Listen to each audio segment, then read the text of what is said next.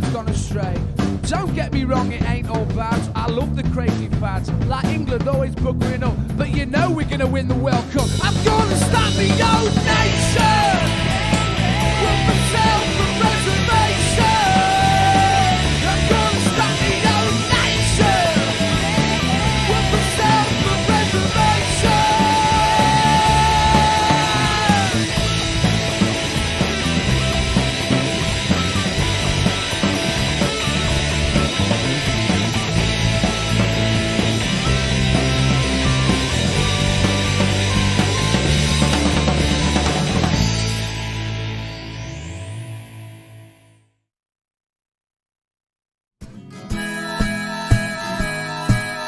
Keep the red flag flying here. Revolution, socialist think tank rules. Okay, but it won't be any good until socialist think tank rules UK. And there we go. It's lovely to see you all. You're all saying hello on the chat. It's just so nice when you do. Thank you. It makes us feel really good. We know that somebody's listening to us chuntering on. I'm going to start today by playing a word game with Laura Daly. Welcome, Laura, onto the show. It's good to see you. I mean, playing this game with my grandson, and what you do is it's from I'm sorry, I haven't a clue on radio for, and you say a word, and then the person who you're playing a game against has to say a word that has absolutely no relationship to the other word that you've just spoken at all. So I'm going to start off, Laura, and then you're going to give the word. Okay? Are you ready? I'll try. Okay. Tories. Equality. Tories don't know what equality is. Absolutely right. Right first time. Welcome. It's great to see you, Laura. It's been ages since you've been on the show. It has. It really has been ages. Thank you for being patient with me. I took a bit of time off. But yeah, I'm chuffed to be back. I've been watching the show. I haven't gone far. You're looking refreshed and full of beans. Yeah, I feel it. I feel tons better. Thank you. Your husband seems to be having a fit downstairs. You need to go and look after him. Hiya, Paul. Hello there. How are you? That's really good. It's sort of he's our thin man, is Paul. We've got to be aware of him. And Jane, it's just so good to see you as well. Hiya. Hiya. It's sort of to listeners, Jane has had a rant at me on Facebook today, and so one of my questions is just going to be, okay, Jane, rant at them now, and that would be really good. So okay, well, let's get straight down to business then. Moment of the week. Don't if you're listening, share your moment of the week with us, and if everybody can sort of keep an eye on the screen and help me out. Jacqueline says we're all looking very well on the panel. I must say we are looking very well on the panel. I'm sort of have you noticed how fit I am? I'm doing a whole lot of walking. Notice you didn't say good looking. That's a sort of a spoil it, but there we go. Right. Yvonne Hardman, she's at home in time to watch live. It's great to see you, Bonnie. Thank you so much. Welcome. You must come on the show sometime, really. We're recruiting. Okay. Let's start.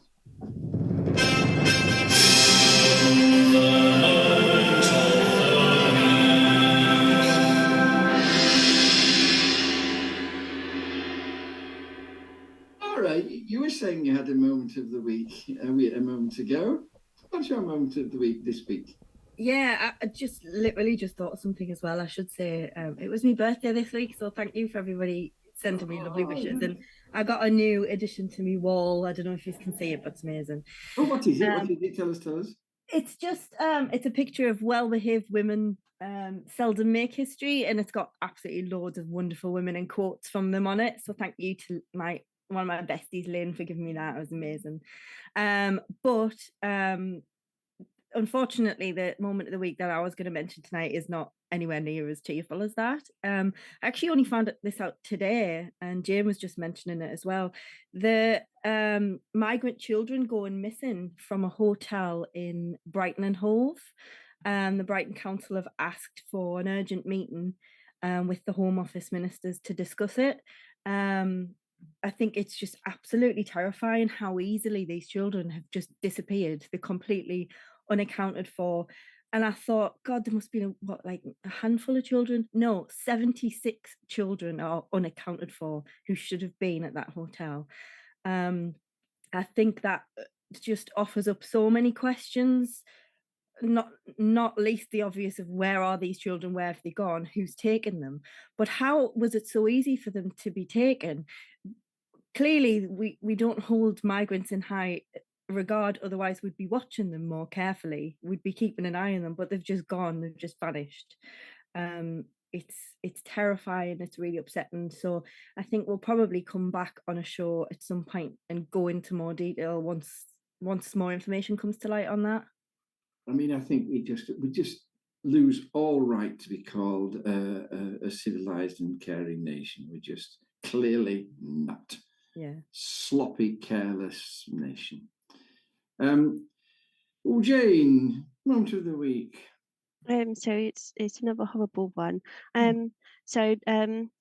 In the last week, Yuri Dmitriev, he's one of the founders of the Memorial Human Rights Charity in a region of Russia called Karelia. In 1997, he was one of the people who uncovered a mass grave where thousands of people have been brutally murdered early on in the Stalinist terrors. What happened shortly after that is that the state tried to bring charges against him, tried to frame him on charges. He was acquitted several times, but they did manage to find a judge who convicted him for possession of a weapon, was what they finally managed to convict him of some years back. And this week his appeal again was lost, and he's in for 15 years in a maximum security prison. And I just think the people that were massacred at the gravesite that he found were prisoners of the Gulag, and it's nearly 90 years later, and the man who tried to bring that to light, for 50 years this was unknown, and then he uncovered it, and some of those people's stories are now known. Now he's in a maximum security prison in Russia, and nearly 90 years, and nothing's really changed. It's so sad. Yes, and on its way back that way. Thank you for sharing that. Paul. Right. I'm just noticing, Paul, a little discussion going on. I'm not going to refer to it, but there's a little discussion going on in the chat on the missing children, Laura, and sort of you may want to, if you're bored with what Paul's going to say now, if you begin to nod off, you may want to join in that chat. Paul, your moment of the week. We're all bored of what I'm going to say. Can you all hear No, me, by the way? we're not. We're not. Yeah, I had a little microphone issue earlier on, so people were worried that I was muted, so I think it's all working fine now. My moment of the week is about Mr. Boring, but I think he's also Mr. Dangerous. The Red Tory himself, Keir Starmer, who was questioned this week on LBC, and he said something that is brutally dangerous, I think. And I think we really need to take this seriously. He was asked whether he preferred Westminster or Davos. And he said Davos. He's gone to Davos this week. Yes. He said Westminster is painfully slow and democratic. Now let's remember who Keir Starmer is. Keir Starmer is a man who sneaked into the Labour Party hierarchy. He is a member of the Trilateral Commission, a group which seeks to take democracy away from countries and put it into the hands of corporations. I believe that's their stated aim. Please, please, please correct me if I'm wrong. I'd be happy to correct the record. But that is what they're about. And he is more interested in being in a room full of billionaires than he is engaging in the democratic process of this country. Now, I think there's a lot wrong with Westminster politics. I really do. But that doesn't mean that you prefer a room full of billionaires. That's who this guy is.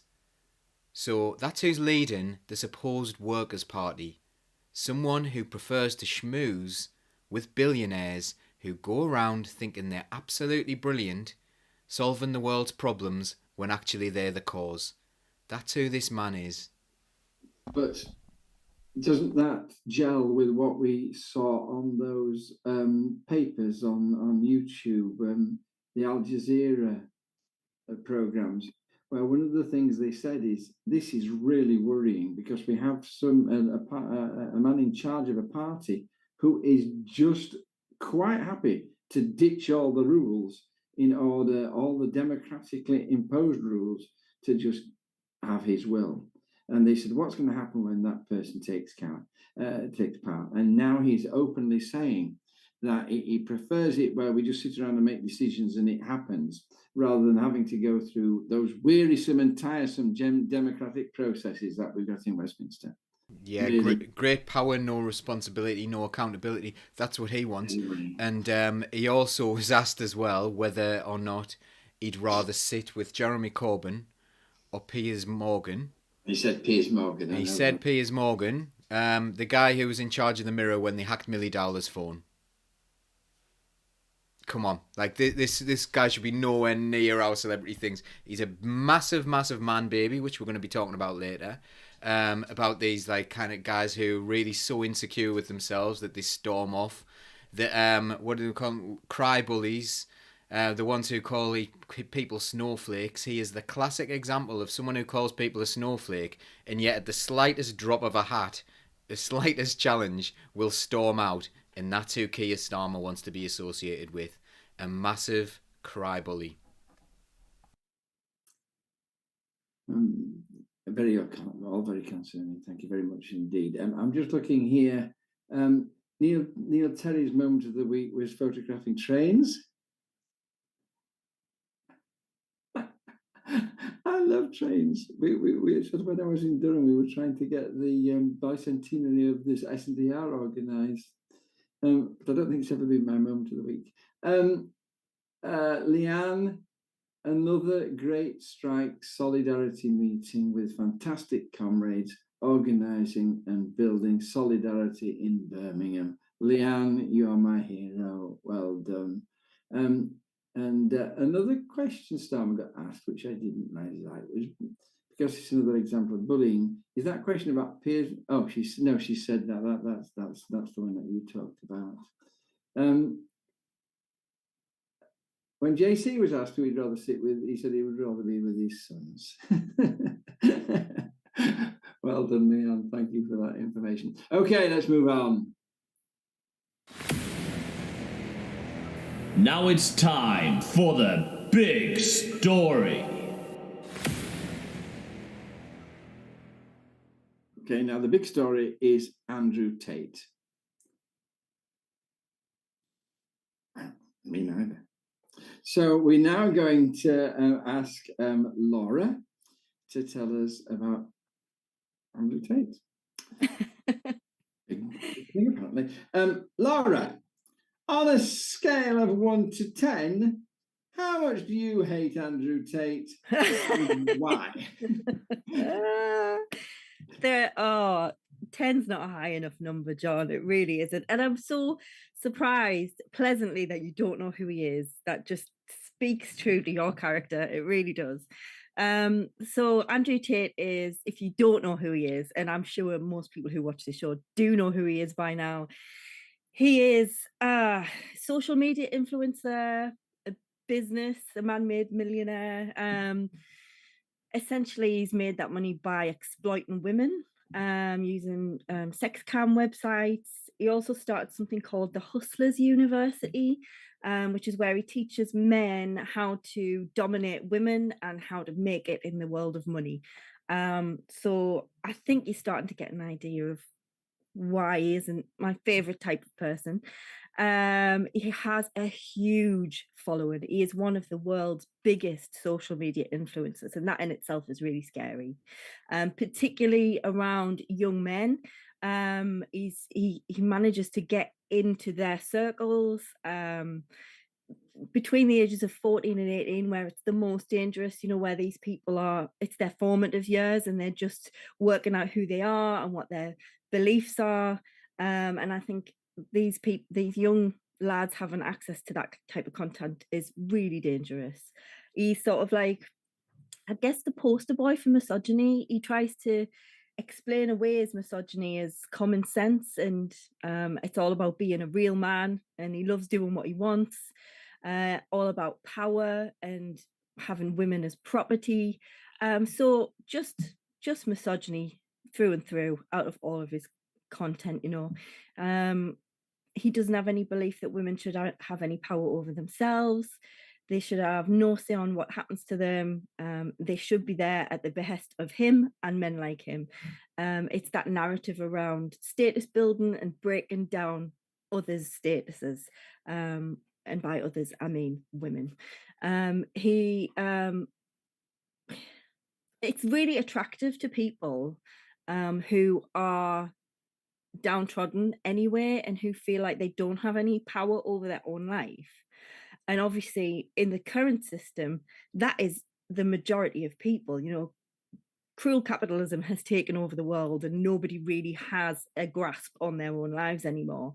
And so that his narrative really feeds into that, because he will point out to people what the problems are and he will provide them with the solution, which is to be a man, to be strong, to, you know, show people your power. And he uses that toxic misogynistic attitude to show people, look at how muscly I am, look at how many women I sleep with, look at all this money I've got. That, of course, is the ideology of fascism, isn't it? Absolutely, absolutely. And this man now, you'll have seen, you know, I find it incredibly wonderful that it's become famous that a very young feminist climate change activist has called him out and managed to get him caught, because he's now under suspicion of rape, organized crime and human trafficking allegations. So he's held in custody over in Romania, which is also where he lives. It's just recently come to light that 3 British women have accused him of rape in the past sort of few years, but the CPS here have refused to prosecute, even though they have recordings of him admitting that he did it and that he enjoyed it. But for some reason, those recordings weren't admissible, and so those cases never went to court. His father abused his mum, and he blames his mum for that whole situation. So obviously, there's a cycle here, and it's not being broken, and it's continuing and just getting worse. So that's Andrew Tate in a nutshell. I'm sure you can see why he's one of my least favorite people on the planet, and actually really dangerous. But just coming back at you, this man is a nobody. He's a 9-day wonder. He's been arrested. He's going to disappear, and sort of. I'm sure you can't say this nowadays. Is it worthwhile people getting their knickers in the twist about this absolute here today, gone tomorrow has been? I think it's necessary that we do, actually, because we actually need to look at the reasons why somebody like Andrew Tate has been allowed to get such a hold on the people that he has a hold on. You know, we're talking impressionable young men, men who will go on to have power and responsibility. And I just think, you know, the system is bad enough as it is, and to allow somebody like that to spout his bile is really scary, because he is gaining traction, and it might seem like a fly-by-night to those who don't really know a lot about him, but you cannot underestimate the pull he has. His TikTok following, his social media following is absolutely massive. The amount of people who sign up to his I guess college course, or whatever you want to call it, his training, it's just in the thousands. I mean, he's a billionaire because of things like that, and he's teaching people how to dominate half of the population. So he does that, Laura. Basically, he teaches you how not to let it happen as well, doesn't he? I mean, my question would be to you: is this Tate creating society, or society creating at Tate, and sort of, or is it an underlying factor creating them both? Are you going after the symptom, not after the cure? Not after the cause. That's what I would finally ask you. Yeah, I think that's really, really interesting. And I think we could honestly spend hours unpicking that, because I think it is a bit of a chicken and egg situation. I think had the system not been as dire as it was, and then not, if there wasn't so much desperation, then people wouldn't be looking for answers in all the wrong places and allowing somebody like him to flourish. That said, there'll always be a market for sex. And he has absolutely just ran with that. But it's become so misogynistic and so violent and so damaging. But because he's successful, he is now allowed to say, and this is the way you do it. And that is teaching people in our society to go back decades and decades where the women were lesser. And I don't know if Jane's going to mention, but the whole make me a sandwich thing that is going about at the minute is just absolutely ludicrous. And young lads are doing it to their teachers. It's scary that is now a behavior that's accepted. And I think society absolutely has, Explain, make me a sandwich. Make me a sandwich. It's someone who is stupid, Laura, to explain to me. It's just a stupid thing that lads say to women. It's very much like get back in the kitchen. But apparently boys have been starting to write it on the bottom of their essays and schoolwork to teachers who are women, and they don't know what it is. But it's like, it's humiliating them and trying to bring them down a peg or two, but it's their teacher. When I was younger, I wouldn't have dared. People are just getting so emboldened by people like Andrew Tate to be misogynistic and to be nasty about it. You see, I've got to move on and ask your husband something. But I mean, if we had longer to talk, I would want to explore this, because this is just happening all over, isn't it? That things that you were people would look down their noses at you. You were sort of a social non-welcome if you did various things or said various things. Now people are bold to do them and sort of, look at me, I'm doing this awful thing. And lauded for it as well. And people are making money out of it as well. And you just think, what's the world come to? And sort of...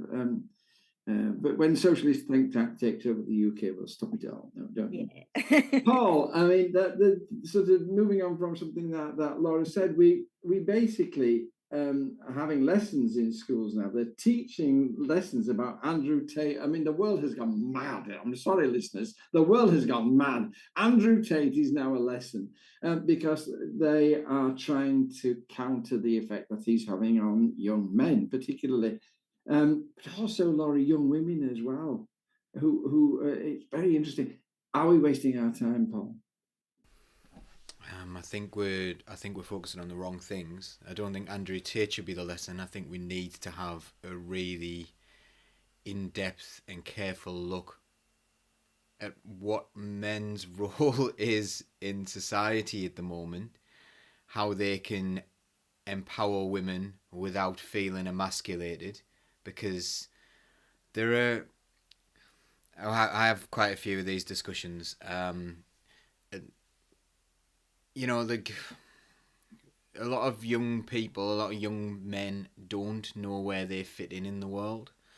Women have been put into a position where they have to go into the workplace and also have to keep homes and things like that, and that's expected, and they have to work doubly as hard, which is absolutely awful. At the same time, men don't feel like they're the breadwinner anymore, and there's all sorts of things. Now, there's some really interesting facts, and it's going to sound a little bit strange to be talking about like male hormones and things like that, but there has never been a generation that has lower testosterone than young men now. They have lower testosterone. I think it's I don't know the figures, but it is much lower than the previous generations, and it's getting lower and lower and lower. And there's a reason for that. There can be multiple reasons for that, but men are quite insecure beings. Now, did you know that when men lose, their testosterone drops, and when they win. Oh God, that explains why. So if men lose, their testosterone actually drops. You know, like signals are sent to the brain and they produce less testosterone. When they lose, when they win, they produce more testosterone. Now men are losing quite a lot. If you think about like how things are, they're not doing particularly well in the classroom overall. They're not fitting that well in society. They feel disempowered. And I think this is like the part of the gammon revolution, you know what I mean? Like I see these squidgy gammon men who are bright red, who are overweight, who drink far too much, who clearly have low testosterone, who are very, very, very emotional and angry at the world. And I think that's a problem, you know? Like, I think, you know, there's nothing wrong with men wanting to be competitive and men wanting to do traditional men things. But our society's geared up in this very, very, very strange way where people are set up to lose all the time. And men are losing, especially working class men. They lose a lot. And I look around at kids and stuff like that, and they are not playing sport in the same way. Now, when I'm talking about winning, I'm not talking about going and winning the Olympics. I'm talking about like little wins and just saying, tell you what, you know, I did really well there. I went for a run. That's a win. I did really well there. I did well in my job today. You know what? I really helped out in the house, and I was a really positive influence on my kids. Those kind of things are the wins that I'm talking about. So we're not talking about toxic masculinity where you've like got to put other people down. We're talking about like these things where you've got to find wins elsewhere. Now our society is absolutely ruining people's lives because people are losing all the time. People are worried about money. So, like, you know, if men are supposed to be the breadwinner, then they're losing at that because all our gas bills are so high and all the cost of living so high. So people are feeling worse and worse and worse, which is having this knock-on effect. People aren't looking after themselves. They aren't being healthy, which again means those like their testosterone levels go down and ends up just messing people up from the inside out. It is physically affecting people's lives. So I know that's a really, really weird way to take things and a really weird thing to talk about, but I see this all the time. I see these like, yeah, I don't know, like people who are kind of emasculated trying desperately to put other people down so that they get this win. This boost in testosterone. I think that's happening all the time. I think you can see it happening in politics where they have these stupid arguments, where they have these binary things where you say, oh, you're the enemy, you know, you're wearing this colour tie, or my team won, yay, the Conservatives won, I'm going to pick the winning team so I get a little win, basking in the reflected glory of sports teams and things like that. When, like, you know, imagine if you go to a football match and you actually are willing to fight your neighbour over what happens on a football team, which you've had nothing to do with. Nothing to do with. You didn't play, you didn't do anything, but they're willing to go out and have a massive fight over a football team. I think psychologically we're ruined. So apologies on behalf of all men. We're an absolute mess. No. So you a lot of response to your Vonnie Hardman. Is the root cause not that we live in a patriarchal capitalist society? I think what Paul's point, Vonnie, was that yes, we do, but the patriarchal class are not all men. And the patriarchal class are the rich men, and sort of the poor, ordinary, everyday men are being as destroyed by that society as women are. And we aren't articulating that, John. That's the problem. Like, we aren't telling people that that's the problem. Like, living in a patriarchal society is not only terrible for women, it's also terrible for the vast majority of men. It's only good for very, very powerful men. But then people latch on to the likes of Andrew Tate and says, oh, they're saying something that I can get behind. Because we're not having those conversations that I've just said there, like about, you know, men aren't being empowered. Working class men aren't being empowered to do things. And that isn't being horrible. That isn't like going out. You don't get power from being horrible. You get power from the collective and sticking together and getting your wins together. I was talking about, just bringing you back to the question, Paul. I was talking to my granddaughter about this, okay? And her point was that sort of, yes, Andrew Tate has a massive effect on her male classmates. They discussed it in class. And she said, oh, all these boys, they were horrified, and they were telling the teacher how dreadful Andrew Tate was and how they absolutely despised him. And as soon as the lesson was over, they were saying, oh, Andrew Tate, he's the main man, he's where it's at, and all the rest of it. The lesson had no effect whatsoever, apart from to inform the boys of the kind of things they ought to be saying if they wanted to wind up the girls. And it reminded me of when we were trying to get children not to start doing drugs. And we were told, don't stop those lessons because you're just making it more exciting. You're just making it more attractive. So the question I asked you, and you haven't got very long left, is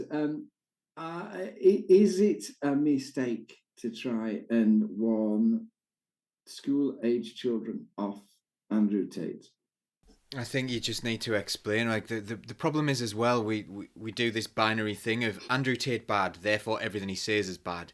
So if he says something that they agree with and they can relate to, which I'm sure he does, like everyone says things that people can agree with, then all of a sudden their teacher's wrong because we've got this binary, everything he says is wrong.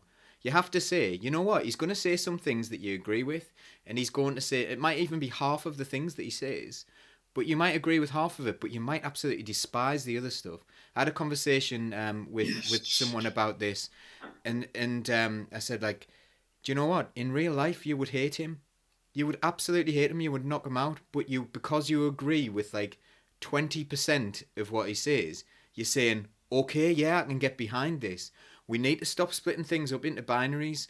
Horrible people say things that many people agree with that aren't horrible. He'll say loads of things that aren't horrible. I don't know. I don't watch and listen to him, but I'm sure he says a lot of things that people are like, yeah, that's right.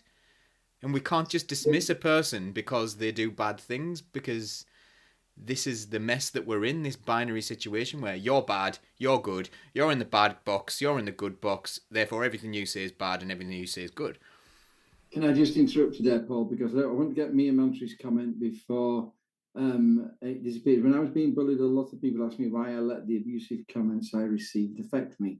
But when the system oppresses us and society supports that it does affect us, there's too much emphasis on people's reaction to abuse rather than focusing on the abuse itself.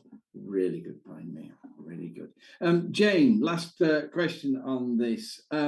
How dangerous is this? Do you think, what's your round us all up with your comments? So I'd say it's very dangerous. So I read earlier on that his content has been viewed 11.6 billion times, which is incredible. And I've watched a piece by Mike Stuckbury. I think he did it for Double Down News, and he was saying that obviously, like Paul was saying, Tate says a lot of stuff, and actually, if some of it contradicts itself, but if you listen to enough of it, then some of it's going to stick with you. And that he kind of creates this narrative of struggle and the whole world being against you and being ground down. And I think we're in this social structure we've got in this country at the moment, ever increasingly so. We're extremely isolated and alone and all fighting our personal battles because our society is being picked to pieces by what this government's doing and their ideology. So you've got very young, vulnerable people in a situation where the adults in their life potentially are being humiliated in gig economy jobs, where they're not able to have time with those people, where they haven't got that emotional stability, and family relationships are breaking down. They're living in crowded, damp accommodation in unsafe areas, and there isn't social mobility in this country anymore. There's not. The only way you can work pays in this country if you have got a wealthy family to rely on to pick you up when things don't go well. But if that's not the case, then you're pretty much assigned to poverty for the rest of your life if you're working class. And I really think that is the case. So then to see this celebrity lifestyle, this aspirational, but this is how you can escape this utter horror that is the life in front of you, at a time when people are so vulnerable in their lives and so young, I think it's incredibly dangerous. And the more so if we continue going in this way in our society, in this country, with the ideology this government is driving. It reminds me of how people used to flock to the cinema in the 1930s to see the lifestyle on the silver screen. And so people find a lifestyle wealthy beyond their dreams tremendously attractive, don't they? Last word to Laura on this, and it has to be a last word. cut off his ghoulies? Yeah, why not? Do it. That's the judgment of Socialist Think Tank on Andrew Tate. We're known for our balanced and sensible reactions. Lovely comments. Thank you, everybody, and much more sensible than that last one. Let's move on.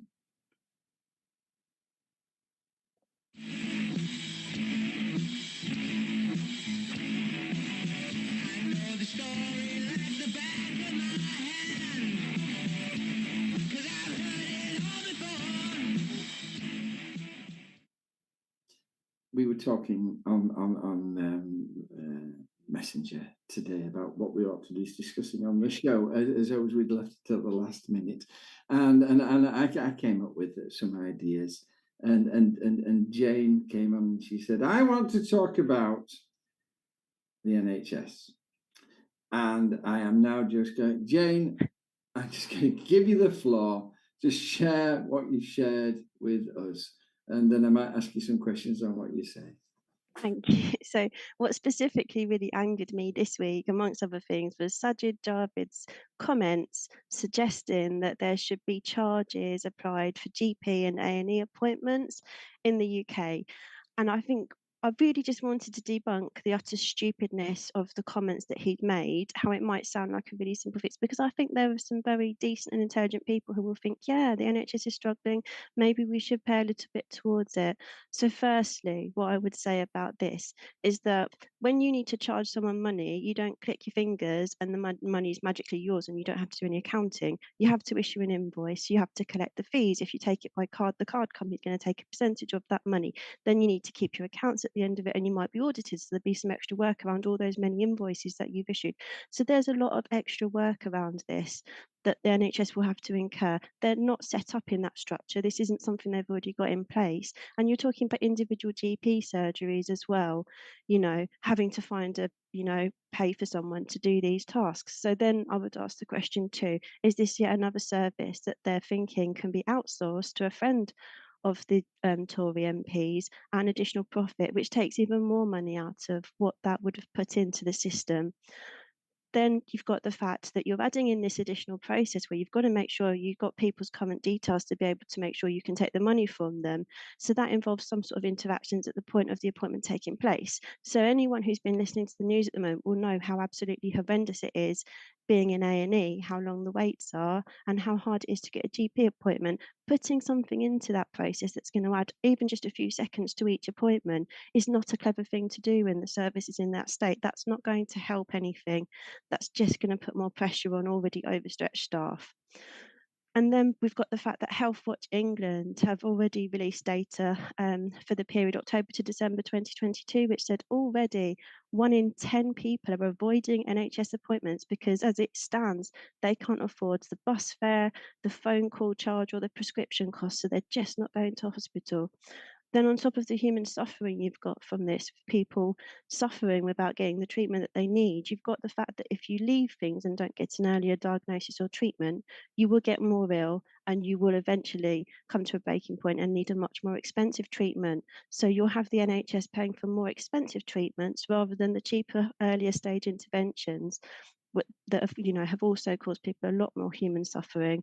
And you've got missed time from work, which I take it as something this government's very interested in, productivity at work. If you're very ill, you just cannot work. Richard Murphy, he did some numbers and his calculations were that actually taking into account the admin costs that he thought would arise around collecting the money, he thought it would bring in about 1.8 million, where the NHS is short of about 30 billion. So it's well short of what the NHS needs anyway. It's a drop in the ocean that puts even more administrative pressure on a service that's already at breaking point. And yet again, it ignores the biggest pressures that the NHS are under. The nurses are not striking because the NHS needs more money. on its own. They're striking because they're so short-staffed, they're at breaking point, which has got a lot to do with the fact that the NHS is underfunded. But it's not just a case of pulling a little bit more money from patients. It ignores the fact that the NHS is under extra pressure because of the underfunding of social care, patients who don't want to or need to be in hospital but have nowhere to go where they can get the care they do need, because the social care services have been run down, and the lack of funding for mental health services that brings so many people to a terrible crisis point, which causes issues for them and their family that I wouldn't even want to think about. We can only think ourselves lucky if we're not going through something like that ourselves. And the fact that the Tories have reduced the number of beds available to a growing population in this country since 2010. So yet again, just like the legislation that got put through last year, it ignores all of those key issues, and it's just such a sloppy, lazy reaction. And I think it's just typical of the ideology of this government, the people at the top of this government, who see everything as a standalone commercial opportunity, and they just don't see the complexity of how this all links up. So you can't just say, oh, we'll take a bit more money here and ignore the fact that it's going to mean that there's all these other consequences to it. It's all linked up. It's a complex thing. We're not employing them to run a bank. We're employing them to run our country. And that's why we have a huge civil service with, a complex structure, which they decimated in terms of numbers when they came into power. I think they took up 20% of the workforce when they came in. And we've all heard the scandals about bullying and senior people within the civil service leaving because they just can't work with this government. So, we've got a complex structure in place which was supposed to deal with all these things, and the Tories are just like a bull in a china shop, driven for everything we have and are destroying it. This is how I feel. And his suggestion is so unhelpful and stupid that I really wanted to speak about it. Thank you. And you can breathe now. Thank you. I mean, it's quite clear where you place the blame. And it's quite clear that charging for these things is not the answer. So, what would you say is the answer, Jane? So, I mean, there are so many things you could do. And again, it all is complex and it interlinks. The NHS is incredibly short-staffed, and it's not short-staffed because they can't afford to, have vacancies, so they're just making do. There were vacancies, there have been vacancies. They cannot get people to apply for the vacancies. One of the knock-on effects is that they then need to pay for agency staffing. So when you pay for agency staffing, of course, the agency takes a cut of that. So you're paying what you would have paid an employee anyway, but then the same again, or a lot more for the agency. So the NHS is incurring huge agency costs that it doesn't need to because of the mismanagement of the staffing situation. And the legislation last year had absolutely nothing about workforce planning in it. They need to address this issue of why they can't recruit or retain staff into those posts. They're doing everything they can to ignore it right now. So that would be one thing they could do to address that. To stop you there, Jane, thank you. And I'm going to move on to Paul because that was my next question and it just segues into this. Paul, what I'm asking, thank you so much, Jane, God bless you. What I'm going to ask you is that, so is the nurses' strike a solution or will it do further damage? What was interesting about the nurses' strike is I heard a group, it was an NHS group or something like that, saying, both sides need to come to the table. Both sides need to come to the table and sort this out. And you're like, well, they're going on strike, so the government come to the table. The government are refusing to come to the table, so you can't both sides this. They don't have enough money. So they put it. This is separate to health outcomes. I don't think anyone's saying those nurses aren't working hard. It's a completely separate argument to health outcomes. And the fact that it's been bundled in and almost blamed on the nurses for health outcomes, it's just a trick. It's the nurses deserve to be paid more. They work incredibly hard. They worked incredibly hard through a pandemic. And they don't have enough money to pay their bills.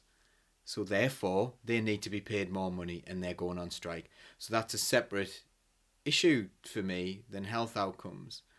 But I think we also need to, again, I've been trying to focus on reality for a while. Sometimes step back and look at a situation is our government policy to get people healthy, or is our government policy to make money for the private sector in the health industry? What do they do? Think about what someone does. If someone comes in and they've got a really horrible, stressful job, and they're overweight and they're drinking too much, do they say, well, actually, look at this, like as a society, as a government, are we putting our people under too much stress? Are we doing pointless things? Are people eating badly? Are people drinking too much?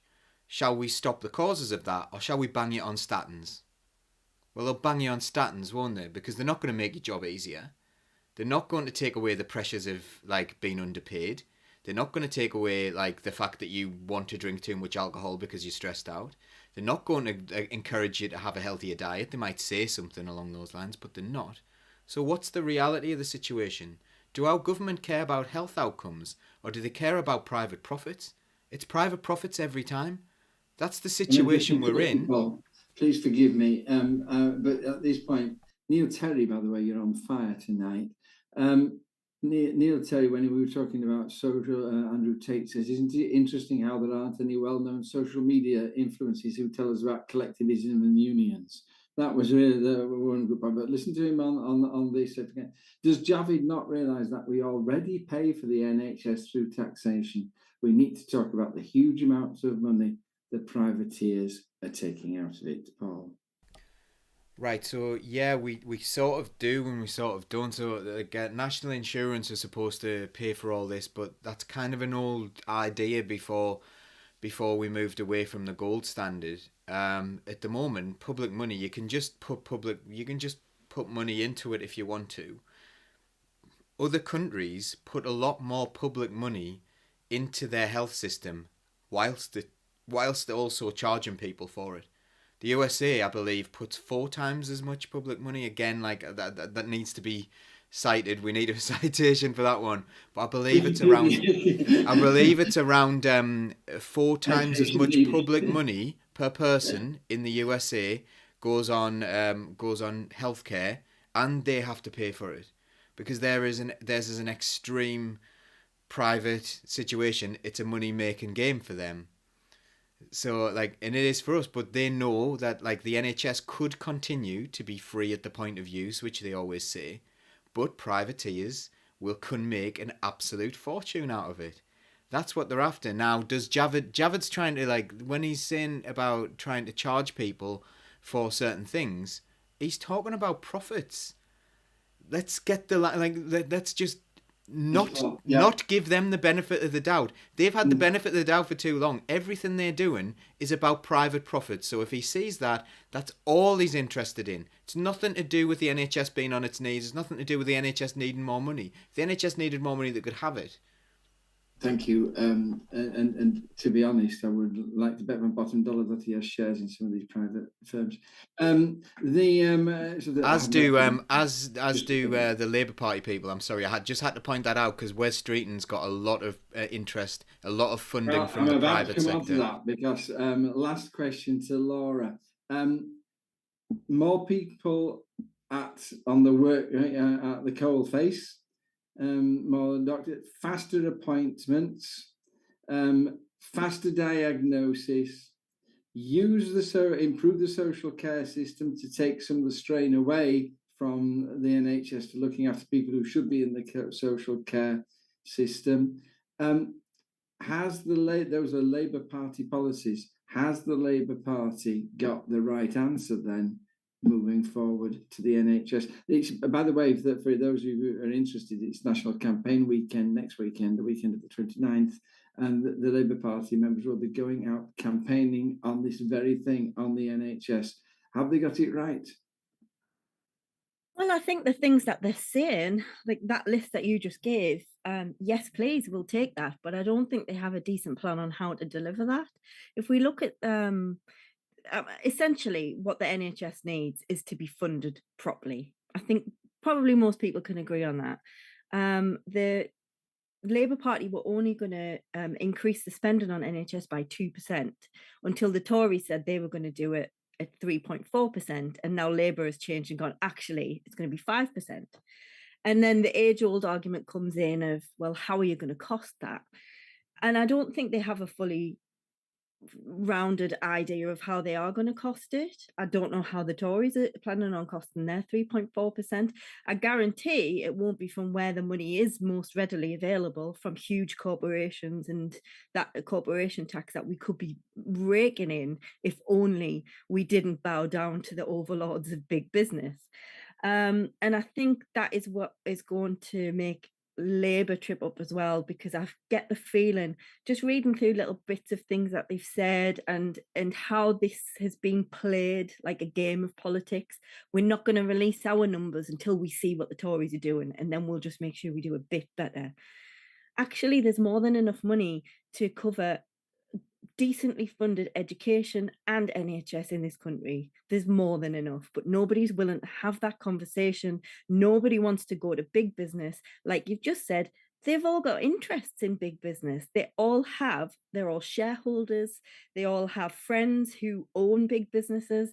This is something for me that I think really needs to be talked about a lot more. It shouldn't be allowed. If you're going to be a representative of the people, then you shouldn't profit from the decisions that you get to make. That is just, it's not okay. It's completely wrong. And so I think we'll have to see how this one plays out. Labour, obviously, on the face of it, I think will always offer more to the NHS. We did start the NHS, but then you've got Sajid Javid saying that the NHS was started in the 40s and hasn't moved on.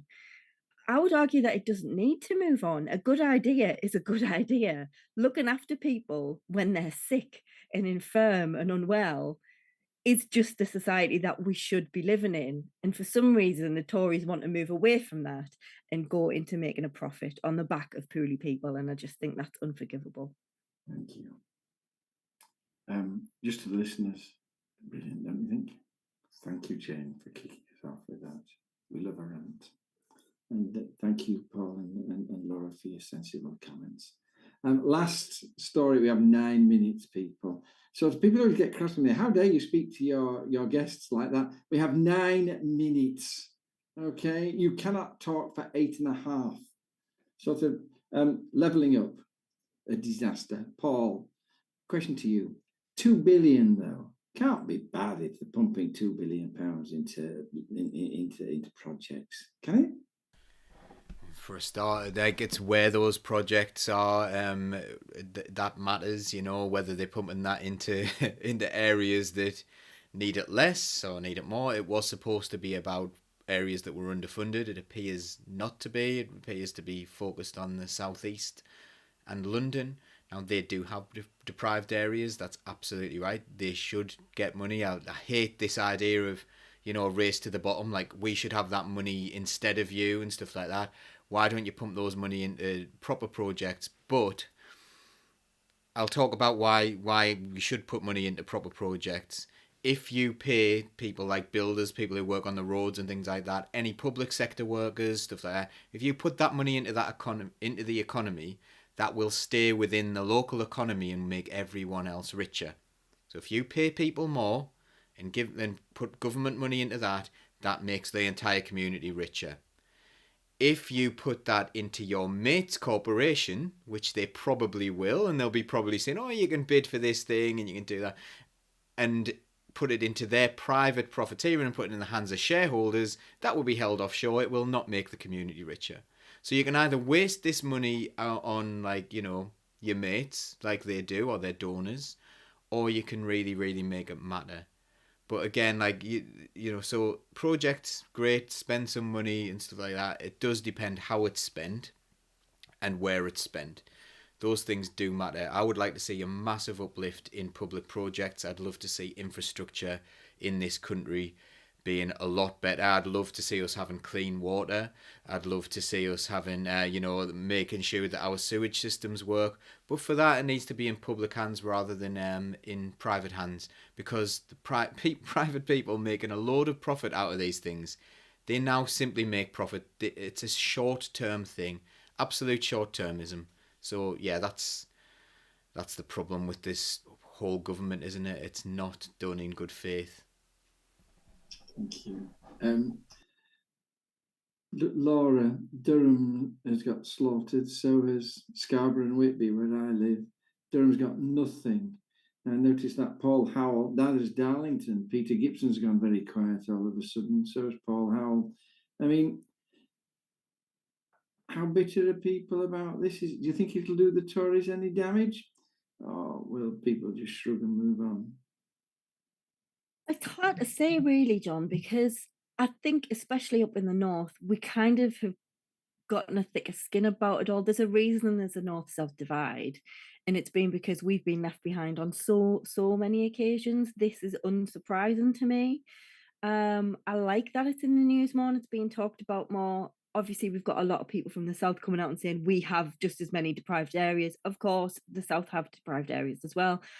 But when you look at the distribution of funding in this country, it is laughable. It is absolutely laughable. We are second-class citizens to anybody who lives, south of Watford. And I think we will always be seen that way. Like, I think they think we live like Catherine Cookson characters or something. It's just we don't deserve anything that's nice.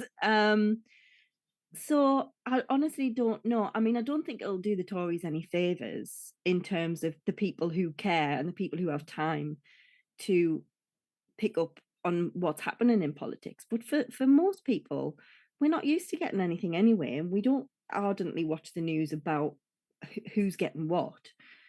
So I don't know if this will impact a vote up here. But the people who voted Tory in Newton Aycliffe in 2019 and 17, when they knocked me out, they all were saying openly, we've always voted for the opposition and got nowhere. We're going to vote for the winning side. We're going to be on the winning team. So they all voted for what they thought was the winning team. They all believe Boris when he says, I'm going to level you up. You come on our team, and now it's just been proved to be an absolute fraud. And do you think they're going to click? Yeah, well, people don't like to admit they're wrong, though, do they? So I don't know whether they'll go, do you know what, hands up, probably shouldn't have done that. Let's go back to Labour. Honestly, I think the Tory vote last time around was as much an anti-Labour vote than it was anything else at the time. I really don't know what's going to happen this time around. I think there's just so much disinterest and so much... people are just really struggling, and I don't think knowing that we're not going to get money off this government is going to really make a blind bit of difference, because I think people expected it. Thank you. Last question, Jane. I note Neil Terry saying he agrees with Labour's position on this. He hates the Hunger Games style bidding process. Is this what everybody's trying to say on the panel, Jane? That the idea of giving people who need money is a good idea. It's this bidding process and winners and losers that sets everybody against each other, and that's the problem. Or is something else the problem? Yeah, I think the way things have been done for the last 13 years, obviously, we all have huge issues with that. I was reading that in general, cuts to local authorities by government grants have been 37% in the 10 years from 2010 to 2020.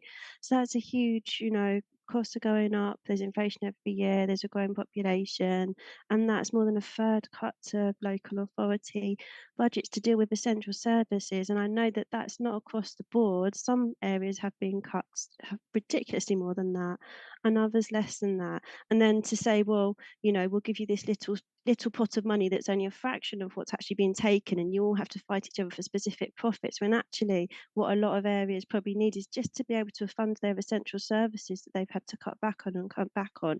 The whole idea, it's just this government's so out of touch with what normal people are going through and what normal people need, and the whole thing was inappropriate. I don't know what else to say about it. Thank you. You've been on fire tonight, by the way, Jane. I'm so glad you're back, Laura. I love it. I just chat to you. We just chat, you and I. We're on the same kind of level, I think. Yeah. An insult or a compliment, but we just chat away. And Paul, everybody always falls out saying what a genius Paul is. It's sickening, really, isn't it? But Jane, you have been I think I'm married to it. sort of, you've been on fire tonight, and I think what we ought to do is to go through and cut out little bits you've been saying and then just post them separately. You've been fantastic. And at this time, we've got a minute left. Thank you, listeners, for listening. Thank you for your comments, which are brilliant. We love you to pieces. I always love it when I have this little team. You must get the feeling that I feels really at home and sort of at ease. It's so lovely to see all three of you. And so goodbye, listeners, from me. And I'm going to ask Paul to chunt on. And not before I say thank you, Lauren. Bye bye. Bye. Thank you. And thank you, Jane. Bye bye. Thank you. Bye. And Paul, the floor is yours. My testosterone's high enough. I don't need another win. So so I'm going to let Laura do this because she's better at it than me, and I'm happy to admit that because you know, I'm a bit more secure than those angry gammon men who you know, need to get a win from somewhere. So go for it, Laura. Okay. I have to say, Laura, I'm interrupting you. We have to cut that one out. Where Paul is bragging not only about how clever he is, but how high his testosterone is. I mean, now I've seen it all. Andrew Tate has nothing on this. My testosterone is really good. I mean, we'll hold that over your head for decades to come. Laura, God bless you. Thank you. Please head over to YouTube and subscribe to our channel, Socialist Think Tank, and also hit the bell so you get our reminders. We're out every Tuesday with Political Unmuted at 9 o'clock. We are hoping to bring you some more shows coming up shortly. We have a fantastic interview with Thelma Walker coming up for you shortly. We've also got one sorted with Laura Alvarez from the Peace and Justice Project, and a few more coming up. So please do subscribe. You can become a member on our website as well. It's totally free unless you happen to be one of these billionaires we've been talking about, and by all means do throw us a little bit of money so we can continue to make good content for you. And thanks very much, and we hope to see you all next week.